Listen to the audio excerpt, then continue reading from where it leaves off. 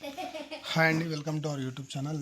ఇందిరమ్మ ఇంటికి సంబంధించి మరొక కీలక అప్డేట్ అనేది. ఇందిరమ్మ ఇల్లు అప్లై చేసుకుంటే వేరే స్కీమ్స్ రావా అని చెప్పేసి చాలామంది టెన్షన్ అయితే పడుతున్నారు. దీనికి సంబంధించి వీడియోలో మాట్లాడుకుందాం. ప్రజెంట్ దీనికి సంబంధించి నేను యూట్యూబ్లో కొన్ని వీడియోస్ కూడా చూశాను. బుర్ర తక్కువ నాకు వ్యక్తులు ఉంటారు కదా, వాళ్ళైతే ఆ వీడియోస్ అయితే స్ప్రెడ్ అయితే చేస్తున్నారు. ఈ ఇందిరమ్మ ఇల్లుకి అప్లై చేసుకుంటే 6 లక్షలు కడితే వీళ్ళకు రేషన్ కార్డు రద్దు అవుతుందని చెప్పేసి, అలాగే ఉచిత గ్యాసు, అలాగే ఈ ఏదైతే వాటర్ మిషన్ భగీరథ వాటర్ కావచ్చు, మహిళా వృత్తి కావచ్చు, వేరే ఇతర పథకాలు పెన్షన్ కావచ్చు, ఇవన్నీ రద్దు అవుతాయని చెప్పేసి కొంతమంది రూమర్స్ అయితే స్ప్రెడ్ చేస్తున్నారు.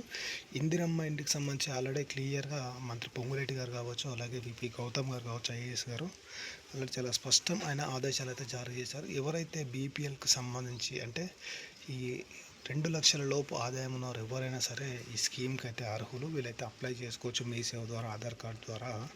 తర్వాత వీళ్ళు టోకెన్ అడ్వాన్స్ చెల్లించాలి. తర్వాత వీళ్ళకు 6 లక్షల రూపాయలు కట్టాల్సి ఉంటుంది. 6 లక్షలు కూడా 3 విడతల్లో కట్టాలి అని చెప్పేసి వాళ్ళు క్లారిటీ ఇస్తున్నారు. ఇంకొకటి కూడా ఏం చెప్తున్నారంటే, ఈ 6 లక్షలు కట్టినంత మాత్రాన వాళ్ళు ఆర్థికంగా ఉన్నవాళ్ళు కాదు, వాళ్ళు బీపీఎల్ క్యాండిడేట్లు కాబట్టి ఏం కాదు.